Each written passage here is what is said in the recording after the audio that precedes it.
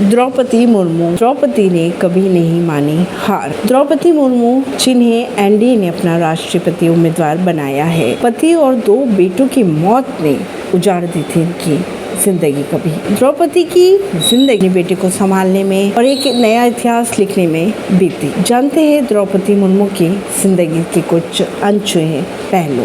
द्रौपदी मुर्मू को भाजपा नेत्र राष्ट्रीय जनतांत्रिक गठबंधन यानी कि एनडीए की तरफ से इस बार होने वाले राष्ट्रपति चुनाव के लिए उम्मीदवार घोषित किया। उड़ीसा से देश की राष्ट्रपति बनने का सफर द्रौपदी का आसान नहीं था।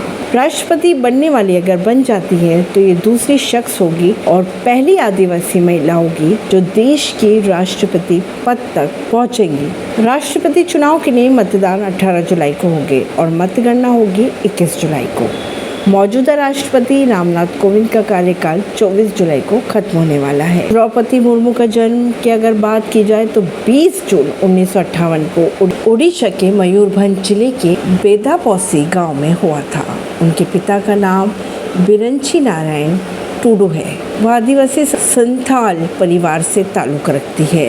द्रौपदी मुर्मू का विवाह की अगर बात की जाए तो उनका विवाह श्यामचरण मुर्मू से हुआ था। द्रौपदी के 2 बेटे और 1 बेटी हुई, लेकिन शादी के कुछ समय बाद ही उनके पति दोनों बेटों को उन्होंने खो दिया और बेटी को पढ़ाने के लिए मुर्मू ने टीचर के रूप में अपने करियर की शुरुआत की। फिर उन्होंने उड़ीसा के सिंचाई विभाग में एक कनिष्ठ सहायक यानी कि क्लर्क के पद पर नौकरी भी की। द्रौपदी के पति और दोनों बेटों को खो देने के बाद उनके पास बस 1 बेटी थी, जिसे उन्होंने नौकरी से मिलने वाली वेतन से घर चलाया और बेटी इति मुर्मू को पढ़ाया लिखाया। बेटी ने भी कॉलेज की पढ़ाई के बाद एक बैंक में नौकरी हासिल कर ली। इति मुर्मू इन दिनों रांची में रहती है और उनकी शादी झारखंड के गणेश से हो चुकी है। दोनों की भी एक बेटी आधाश्री है। अगर बात करें 2017 की तो राष्ट्रपति चुनाव में भी झारखंड की तत्कालीन राज्यपाल यानी कि द्रौपदी मुर्मू के नाम की चर्चा जोरों पर थी, लेकिन उस दौरान रामनाथ कोविंद के नाम पर मोहर लगी